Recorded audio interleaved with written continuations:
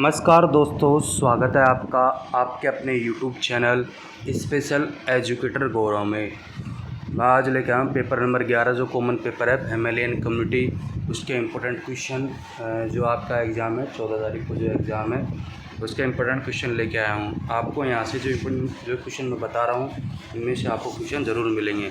तो आप क्वेश्चनों के बारे में बात करते हैं और आप हमारे चैनल स्पेशल एजुकेटर गौरव को ज़रूर सब्सक्राइब कर ले और टेलीग्राम चैनल हमारा ही स्पेशल एजुकेटर गौरव उसको ज़रूर ज्वाइन कर ले। तो क्वेश्चन हमारा इसमें पहला परिवार की भाषा लिखे।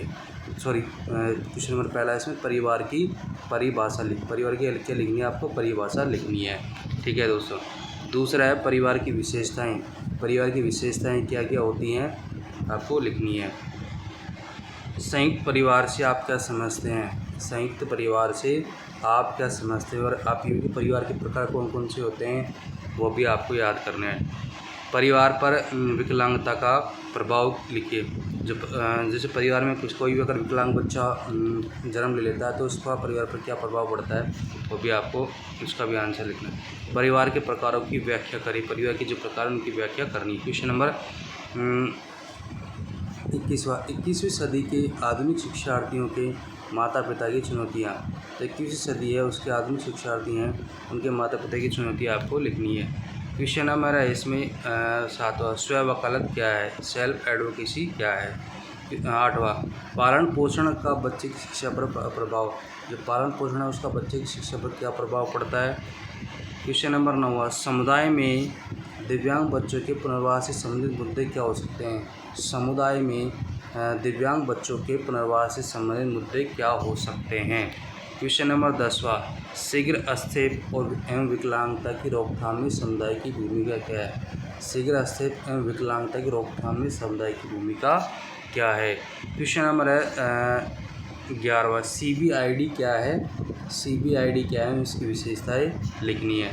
क्वेश्चन नंबर 12वां IFSP individualized family support program ये क्या है।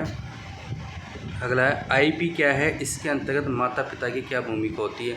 जो IP होती है उसके अंतर्गत माता पिता की क्या भूमिका होती है वो भी आपको याद करना है। बौद्धिक अक्षमता वाले बच्चों की पुनर्वास प्रक्रिया में परिवार की भूमिका को स्पष्ट करो। जो बौद्धिक अक्षम व्यक्ति होते हैं बच्चे होते हैं उनकी पुनर्वास प्रक्रिया में परिवार की भूमिका को आपको क्या करनी है, स्पष्ट करनी है। क्वेश्चन नंबर 12वां CBR का मतलब क्या है। CBR के सिद्धांतों की व्याख्या करो। CBR क्या होता है, CBR के सिद्धांतों की व्याख्या करो। क्वेश्चन नंबर है 16वां आवास और पुनर्वास में अंतर बताइए। आवास और पुनर्वास में अंतर बताइए।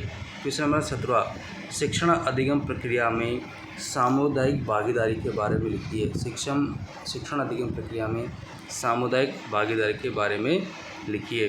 क्वेश्चन नंबर 18वां दिव्यांगता का परिवार पर क्या प्रभाव पड़ता है। पारिवारिक सशक्तिकरण के घटकों और रणनीतियों पर क्या है चर्चा करें। तो दिव्यांगता होती है उसको परिवार पर क्या प्रभाव पड़ता है। ठीक है। और परिवार के सशक्तिकरण के जो घटक होते हैं उन पर और रणनीतियों पर क्या है चर्चा करनी है। माता पिता प्रथम शिक्षक और परिवार प्रथम विद्यालय है चर्चा करें। अब 20वां गृह आधारित शिक्षा क्या है। गृह आधारित शिक्षा क्या है। ये कुछ मैंने आपको इम्पोर्टेंट क्वेश्चन बताए हैं, आप इनको अच्छे से याद कर लो। ठीक है। इनमें से आपको ज़रूर क्वेश्चन देखने को मिलेंगे। जितने भी अब तक पेपर हुए हैं मैंने जो इम्पोर्टेंट क्वेश्चन बताया था उनमें से ज़रूर अब लगभग 60-70-80% क्वेश्चन ज़रूर मिले हैं। ठीक है दोस्तों। तो आप हमारे जो यूट्यूब चैनल है स्पेशल एजुकेटर गौरव को जरूर ज्वाइन कर सब्सक्राइब कर ले और टेलीग्राम चैनल है स्पेशल एजुकेटर गौरव उसको भी ज़रूर ज्वाइन कर ले। ठीक है दोस्तों, मिलते हैं नेक्स्ट वीडियो में। धन्यवाद।